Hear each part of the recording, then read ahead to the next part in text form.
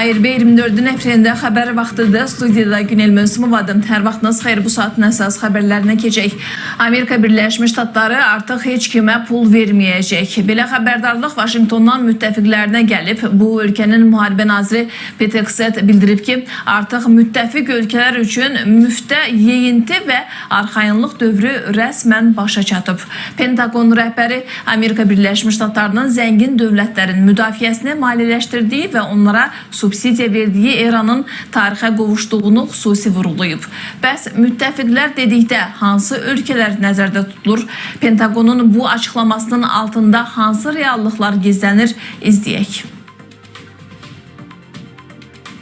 Birləşmiş Ştatlar Müharibə naziri Pete Hegseth müttəfiq ölkələrə sərt mesaj ünvanlayıb. Pentagon rəhbəri açıq şəkildə bəyan edib ki, Vaşinqtonun zəngin dövlətlərin təhlükəsizliyini maliyyələşdirdiyi və onların müdafiə yükünün əsas hissəsini öz üzərinə götürdüyü dövr artıq başa çatır. Onun sözlərinə görə Birləşmiş Ştatlar bundan sonra himayədar deyil, bərabər hüquqlu tərəfdaşlar görmək istəyir. Əslində bu mövqe yeni olmasa da son illərdə Amerika siyasətində getdikcə daha çox dəstək qazanır. Vaşinqton hesab eləyir ki, bir çox müttəfiq ölkələr iqtisadi cəhətdən kifayət qədər güclü olsalar da, təhlükəsizlik məsələlərində hələ də Birləşmiş Ştatlara həddindən artıq arxalanırlar. Xüsusilə NATO çərçivəsində müdafiə xərclərinin artırılması ilə bağlı çağırışlar uzun müddətdir gündəmdədir. Məhz bu baxımdan Vaşinqton hesab eləyir ki, kollektiv təhlükəsizlik sistemi yalnız bütün tərəflər eyni səviyyədə məsuliyyət daşıdığı halda effektiv ola bilər.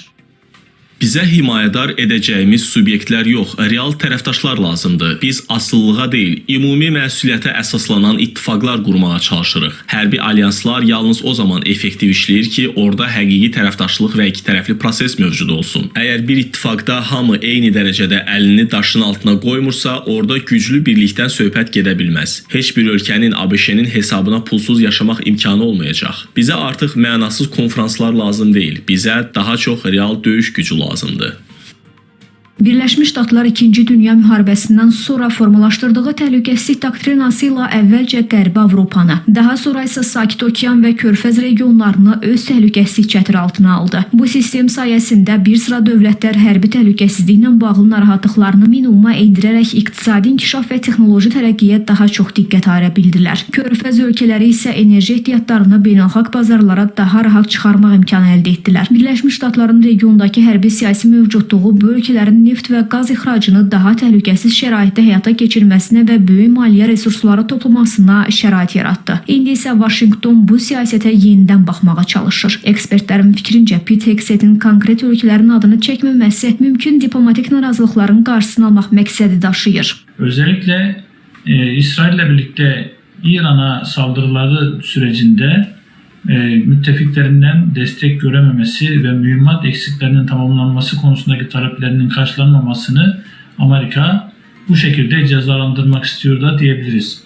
Ancak şu var ki yeni dünya sistemi kurulmaktadır ve yeni dünya sisteminde Amerika Birleşik Devletleri Asya Pasifik bölgesinde Çin'i çevrelemek, Arktik bölge ve Grönland bölgesine hakimiyet sağlamak ve enerji jeopolitiği ve enerji yollarıyla birlikte su yollarına hakim olma doktrini geliştirmeye çalışmaktadır. Ve bu kapsamda artık güvenlik şemsiyesinden hak etmediğini düşündüğü ülkelere ve gerekli desteği görmediğini düşündüğü ülkelere yardımı keseceğini beyan etmektedir. Aydındır ki, Birləşmiş Ştatlar administrasiyasının mesajı ondan ibarətdir ki, dəyişən geosiyasi şəraitdə köhnə təhlükəsizlik modeli əvvəlki formada davam eləyə bilməz. Ekspertlər hesab eləyirlər ki, Vaşinqtonun yeni yanaşması ilk növbədə strateji prioritetlərlə bağlıdır. ABŞ Asiya Sakit Okean regionunda öz mövcudluğunu qorumaqda qərarlıdır. Lakin Vaşinqtonun tərəfdaşlarından gözləntisi də dəyişir. Regional təhlükəsizliyin təmin olunması yalnız ABŞ-nin üzərinə düşə bilməz. Müttəfiqlər də daha böyük məsuliyyət götürməli və ümumi təhlükəsizliyə daha çox töhfə verməlidirlər. Müşahidəçilərin fikrincə bu bəyanatlar Birləşmiş Ştatlar xarici siyasətində prioritetlərin dəyişdiyini nümayiş etdirir. Vaşinqton artıq müttəfiqlərindən daha çox maliyyə öhdəliyi, daha böyük hərbi imkanlar və qlobal təhlükəsizlik məsələlərində daha fəal iştirak gözləyir.